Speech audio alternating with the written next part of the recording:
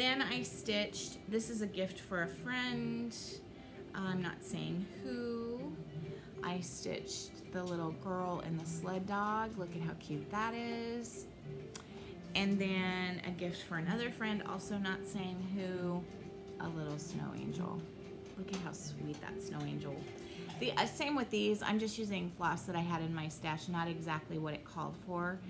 I have a little confession to make. I was stitching this up on Saturday night, and I really thought I was stitching a sled here. For some reason, this looked like part of a sled in the tree. And where his little beak was, I filled that in with white, thinking that was just, you know, like a part that you could see through the tree, a part of the snow that you could see through the tree, or a part of this, you know, where the snow had fallen on the tree. And I ended up realizing today that's a little cardinal. And so I had to pull that out and make his beak gold. So, but isn't that, you know, these are so easy and so quick, and they're really kind of genius because they just, the detail that you get out of them is just phenomenal. I don't know, really, really sweet. Okay, then last Saturday, our church, so our church is kind of an interesting deal. It's a huge Lutheran church here in Omaha, and it has a main campus that's south of where we live, in another, kind of a lot closer to where Reflections is, actually. And so other side of town for me. And then we have a kind of a satellite meeting place, which is at the high school, in the old gym at the high school where my kids graduated from. And so we go there, and we go, you know, 9 times out of 10 when we go to church in this old yucky gym. But, you know, church is church. And every year our church, and a really good friend of mine, hosts a huge boutique, a craft fair, craft boutique kind of thing every year, usually before Thanksgiving. But this year it ended up being the Thanksgiving, or the Saturday after Thanksgiving, so the Saturday of Thanksgiving weekend. And it was the best one ever. It is a phenomenal boutique. And so my whole point is that even though it's sponsored by the church, it's held at the high school. And so they use both gyms, and they use the common area, and it's just a bit, you know, it's just a huge thing, and all kinds of wonderful, really wonderful, amazing stuff. And I usually get ornaments, and I'll run and get I'll pause it and run and get one of the neat ornaments that I got. But I did a Save the Stitches thing. So there was a booth called Primitive something, and oh, I bet it's back on here. It's called Pantina Vintage, and it's not an Etsy company, but they have a Facebook and an Instagram, and they had, you know, new things. They had crocheted hats and cowls and gloves. I bought a crocheted hat. They had ornaments, you know, antique, vintagey ornaments. They had some newly handmade ornaments. I bought a couple of those, all kinds of things. But they had this piece, and I asked, did someone here make this, or was it a find? And they said no, it was a find and a rescue. It was $5. It came in this frame. This is, I'm sure, a Mill Hill kit. It is heavily beaded. It's done on perforated paper. And then these are buttons up here. And I just think the stitching on this is beautiful. The beads on this, the bead laying is just gorgeous. The way that this bow is done in beads, and that's beautiful. The whole thing, it's just really beautiful. And I don't know though, I got it, I saw it, I snapped it up right away. I would have paid way more than $5 for this. This is right in my wheelhouse as far as Christmas decorating goes. I like old vintagey looking, you can see up here. I really like kind of that 50s sort of soft, kind of soft red and tealy, aqua-y color.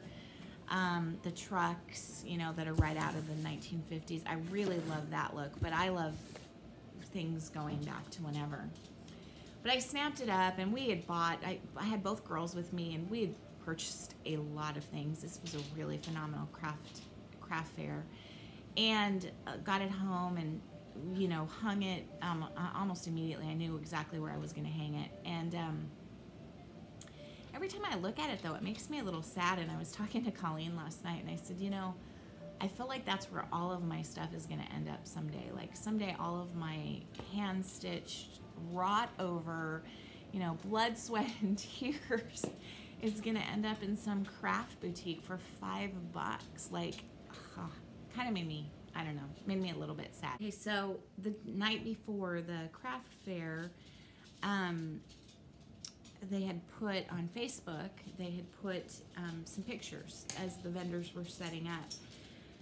And the girls and I were already planning to go and plan it. We went to see the new Fantastic Beasts movie. Our whole family did on Saturday afternoon, and so we had tickets to that. And so we were going to head over to the craft fair about 2 hours before, and then just meet the guys at the movie. And I was looking at these pictures on Facebook of the vendors from the craft fair and some of their wares, and I saw some of the things that this man had carved, and I said, we absolutely have to stop by his booth. And so I think I've mentioned before that I collect nativity sets, and I have nativities. I have a nativity that is, we think, from about maybe like 1920, 1925-ish. And then I have, every year for probably the last 4 or 5 years, Brian has gotten me a nativity. And I don't know if I'll get one this year because frankly I have run out of room. I used to collect Santas, so I have a huge number of Santas. I used to collect village pieces. I've kind of tapped that out, although I did add a new piece to the village this year because I found a piece at a garage sale. And so I've probably been collecting nativities for 10 years now, but you know, and so when you get one every year, they kind of add up. But anyway, I saw this, and this is just so unbelievably beautiful. So he carves these out of a piece of wood.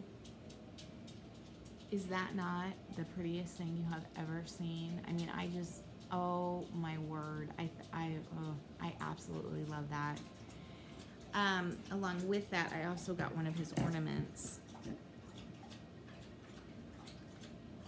I kind of want to put something behind this. Let's see. Oh Holy Night is my favorite, very, very favorite Christmas song. And this is just super delicate. Isn't that pretty? Oh my goodness. He's the grandpa of the family who goes to our church, and I just had a lovely conversation with him, and his work, oh, stunning. So that's it. I kind of hope to touch base with you next week. Maddie will be home on Monday. She gets home Monday the 10th. Ryan gets home the 19th. It will just be us and Grandpa Salik for Christmas this year. Caitlin and Caleb, as I said, are going to Colorado to his families. The dog wants out again. But I'm kind of thinking and hoping that I can post, you know, here at least one more post before Christmas, ish maybe. So hopefully you all are safe from the tornadoes and oh my gosh, the earthquake and tsunami in Alaska, and the tornadoes, and the weather, the blizzard. It's just the weather. Oh my goodness, craziness. Anyway, it's good talking to you guys. I hope you have a great day. I'll talk to you soon. Bye.